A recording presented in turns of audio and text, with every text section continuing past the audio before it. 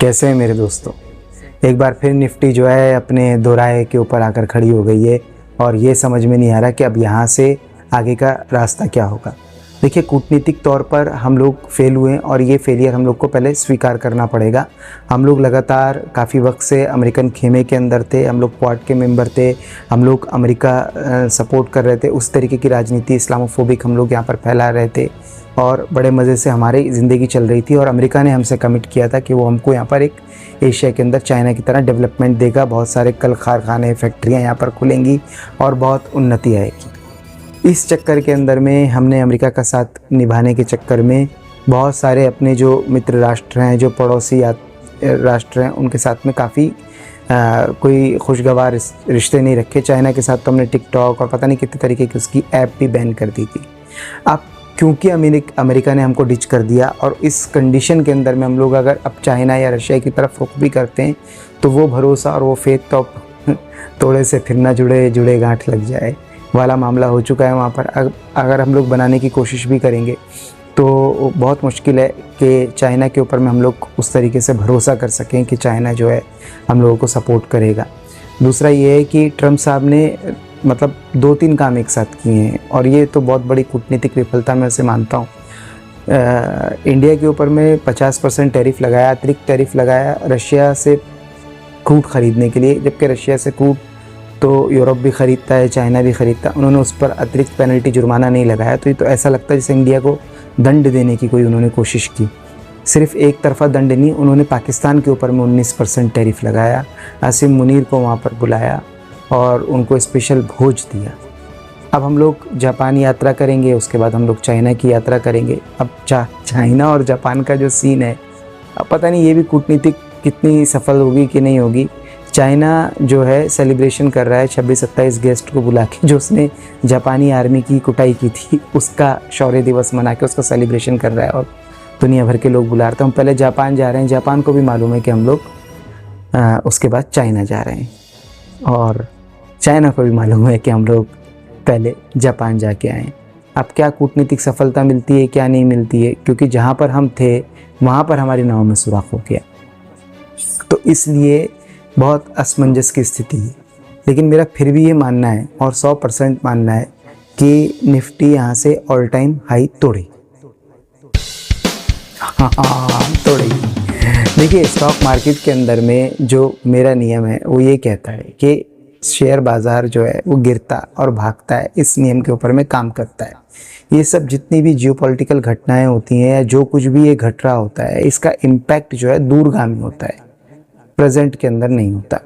अब बाज़ार अगर रिसेशन के अंदर भी जा रहा है या बाज़ार जो है आने वाले टाइम में मंदी के संकेत दे रहा है या हिंदुस्तान के ऊपर टैरिफ लग गया, आने वाले वक्त के अंदर में कंपनियां जो है परफॉर्म अच्छा नहीं कर पाएंगी, अपने आईटी सेक्टर के ऊपर में पैनिक आएगा, तो इसका इमीडिएट इम्पैक्ट नहीं होता है। क्योंकि बहुत सारे जब संकट होते हैं तो बहुत सारी संभावनाएं भी होती हैं, लोग काम कर रहे होते हैं, इतनी बड़े बड़े पोटेंशियल कंपनियां हैं, कॉरपोरेट है। तो ऐसा नहीं कि अमेरिका ने टैरिफ लगा दिया तो इनके स्किल ख़त्म हो गए या फिर ये अब लोग परफॉर्म नहीं कर पाएंगे, अब लोग ये काम नहीं कर पाएंगे, कोई रास्ते नहीं निकालेंगे। ये जैसे हम चिंतित हैं ऐसे ही ये भी चिंतित हैं।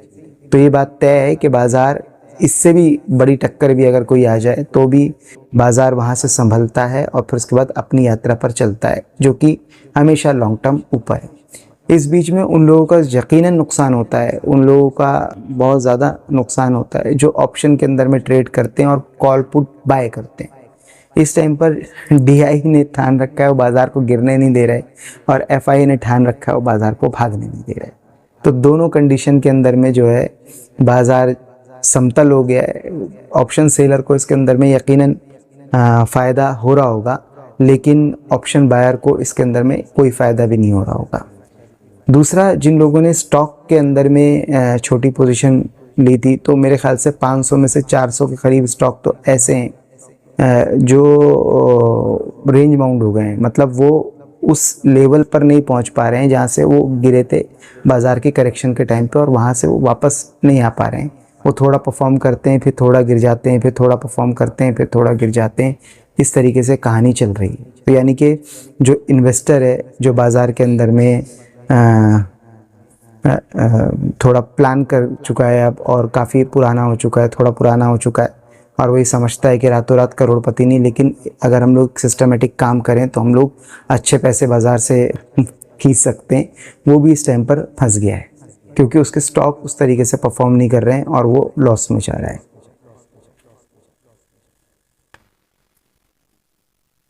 इसलिए मेरा जो बाज़ार का दूसरा नियम है यहाँ पर वो काम करता है। बाज़ार के अंदर, हिंदुस्तानी बाज़ार के अंदर में कोई भी लॉन्ग टर्म इन्वेस्टमेंट नाम का कोई चिड़िया होती नहीं। यहाँ पर एक ही चिड़िया होती है कि आप शॉर्ट टर्म के अंदर में इन्वेस्टमेंट करो और थोड़ा सा लॉस अगर आपको आ रहा है तो आप लेके उससे एग्जिट कर जाओ। अगर आपको लगे कि आपका लॉस बड़ा हो रहा है तो आप उससे एग्जिट करो और थोड़े टाइम के लिए शांत बैठ जाओ। उसको, लॉस को आते हुए देखते मत रहो, देखते मत रहो, देखते मत रहो।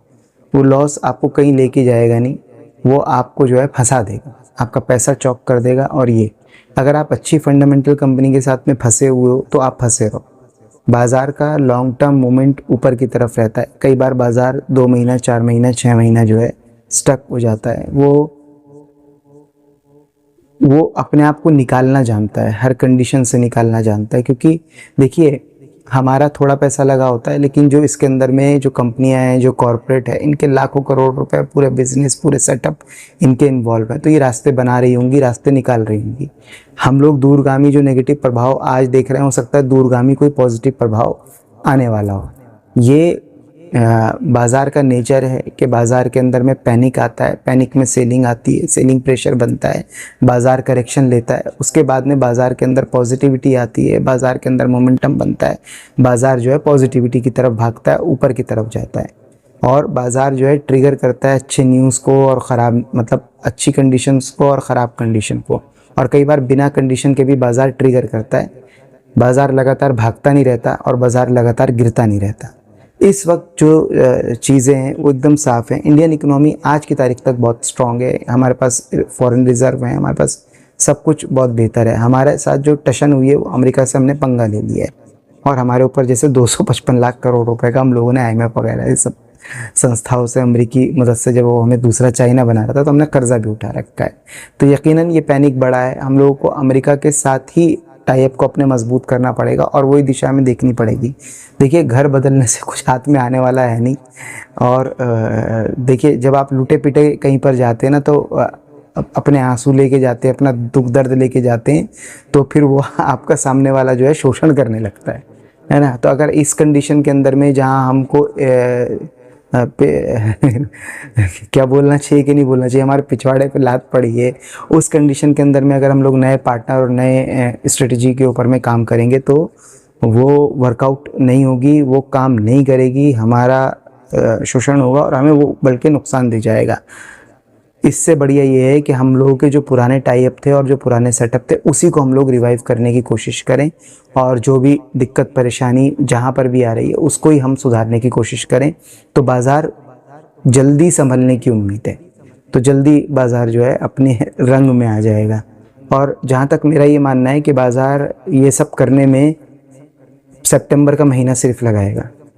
सितंबर के अंदर बाज़ार जो है अपनी जो है आपको ऊपर की गति और ऊपर की चाल दिखा देगा, नए ब्रेक कर लेगा। क्योंकि देखिए, आप और मैं जो चीज़ समझते हैं वो बाज़ार भी समझता है और वो होता है। हालांकि मेरा ये मानना है कि हम लोगों ने चूक कर दी है, लेकिन ये चूक जो है ये हमने आज नहीं की। हम लोग काफ़ी वक्त से 2015-16 से हम लोग उल्टी दिशा के ऊपर में चल पड़े थे, और वो उल्टी दिशा की मंजिल यही थी जहां हम पहुंचे।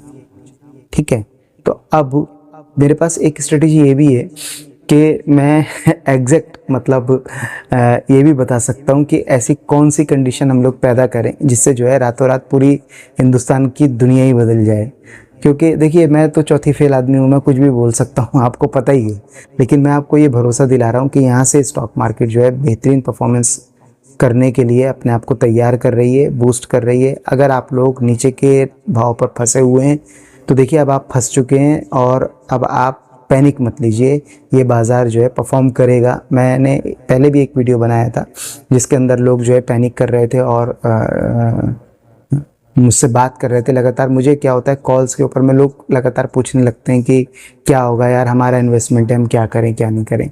तो मेरी अभी की तारीख में यही सलाह है कि बाज़ार के अंदर स्ट्रांगली आप बने रहे, और अगर आप ऑप्शन बायर भी हैं तो आप एक एक लॉट कॉल जो है ख़रीद के हमेशा अपने पास रखें, क्योंकि बाज़ार ये नए हाई तोड़ने के लिए मतलब एलिजिबल है, और ये हाई तोड़ेगा।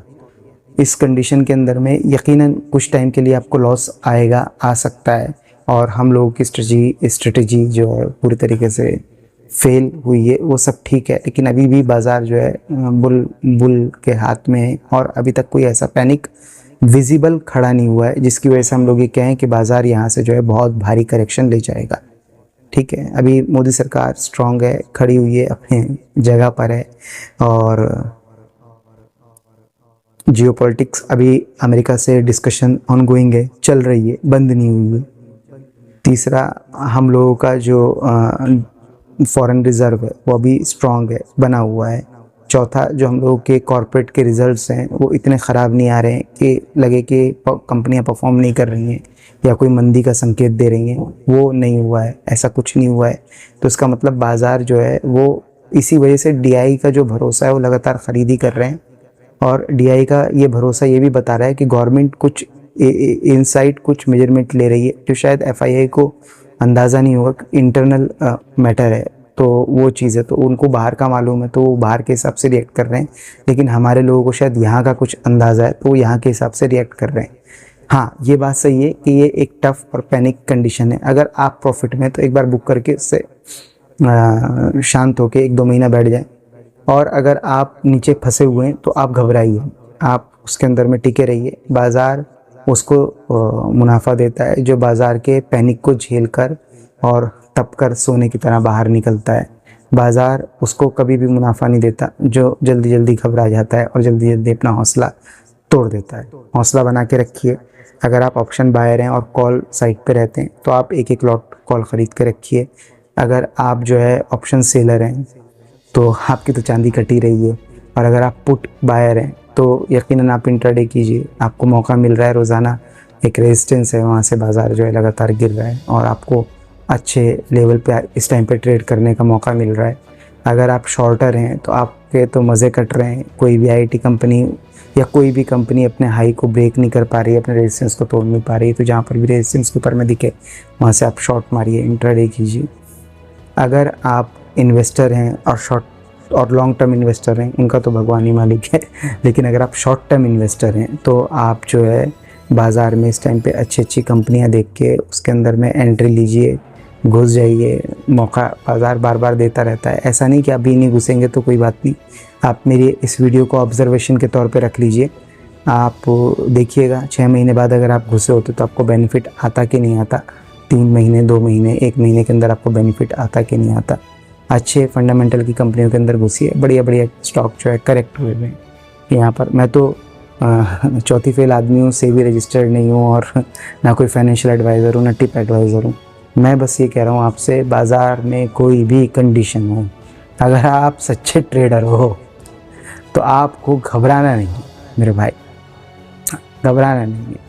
बाज़ार का ये नेचर ही है, इसको एक्सेप्ट करना है कि बाज़ार का ये नेचर है। ख़बर कोई भी हो, कभी ट्रम्प की होगी, कभी कुछ होगी, कभी नोट बंद होगा, कभी कुछ होगा, कभी कोरोना आएगा। बाज़ार का ये नेचर है। कभी रूस यूक्रेन वॉर होगा, और कुछ दिनों में बाज़ार इन सब खबरों को पचा जाता है और अपनी यात्रा के ऊपर निकल जाता है। ठीक है, और जिस दिन से सब बर्बाद हो रहा होगा, पूरा देश बर्बाद हो रहा होगा, तो हम भी हो जाएंगे, उसमें कौन सी बड़ी बात है। लेकिन अभी ऐसा कुछ हो नहीं रहा मेरे भाई। ठीक है, कोई पैनिक लेने की ज़रूरत नहीं, कोई पैनिक नहीं है यहाँ पर। ये मैं आपको बता रहा हूँ, ये चुपचाप जाके ना सारी बातें मान के सेटलमेंट और बाज़ार जो है एक बड़ा गैप अपने के खुल जाएगी। ठीक है, तो अब इसलिए मैं कह रहा हूँ एक एक लॉट कॉल का लेके बैठे रहिए, और ये बाज़ार हाई तोड़ेगा। क्योंकि देखिए, सिर्फ सरकार का मामला नहीं, सारे कॉरपोरेट है, सब कुछ है, सबकी पूंजियाँ लगी हुई हैं, बहुत सारे लोगों के निवेश फंसे हुए, बहुत सारे चक्कर हैं। ठीक है, 255 लाख करोड़ रुपया कर्जा है। एक तरीके से हम लोग प्रॉक्सी इकोनॉमी है अमेरिका के। हम लोग यहाँ चाइना जाएंगे, रशिया जाएंगे, वहाँ पे हमको भाव नहीं मिलने वाला है। वो पार्टनर डिसाइड हो चुके हैं, ग्रुप डिसाइड हो चुके हैं, हम अपना ग्रुप चुन चुके हैं। अब तो भैया यहीं लड़ेंगे, थोड़े घायल होंगे फिर उठ के खड़े होंगे, फिर यहीं से लड़ेंगे, वो वाली कंडीशन है। अब उस कंडीशन के अंदर में जब तक हम लड़ सकते हैं लड़ेंगे, ये बात है। योद्धा और योद्धा और बहादुर और साहसी ट्रेडर वही है जो इस बाज़ार के अंदर में बाय करने की अपॉर्चुनिटी तलाश कर रहा है और जो कॉल का एक लॉट लेके बैठ रहा है, क्योंकि मेरे हिसाब से उसको बड़ा बेनिफिट आने वाला है। और बाकी आपकी मर्ज़ी है, आपका पैसा है, किसी चौथी फेल आदमी के सजेशन पर तो आप उसको लगाइए नहीं बाज़ार के अंदर में। अच्छा, मेरे जो वो वीडियो हैं जिसके अंदर में मैंने कहा था कि मैं आपको 10 वीडियो बनाऊंगा जिसके अंदर मैं आपको ट्रेड स्टॉक मार्केट से लॉस हमेशा के लिए ख़त्म करवा दूंगा, उसका 6ठा वीडियो जो है ना मैं अगले हफ्ते तक पोस्ट करूंगा। क्योंकि मुझे देखिए, मैं चाहता तो हूँ कि स्टॉक मार्केट के ऊपर वीडियो बनाऊँ, लेकिन ना तो यूट्यूब मेरा प्रोफेशन है, ना मैं इसको प्रोफेशन की तरह लेता, ना मैं करता। और मैं अपने जो और काम है वो उनके अंदर में मैं बिज़ी रहता हूँ, तो मेरी कोई कंटिन्यूटी भी नहीं है ऐसी कि मैं उसको कर पाऊँ। लेकिन मैंने आपसे वादा किया है कि 10 वीडियो मैं बनाऊंगा, तो मैं वो 10 वीडियो बनाऊंगा जिनके बाद आपका लॉस हमेशा के लिए ख़त्म हो जाएगा। अभी आप घबराहट और ये सब अपने दिमाग से निकाल दीजिए, ख़त्म कीजिए, मज़े कीजिए, इंजॉय कीजिए।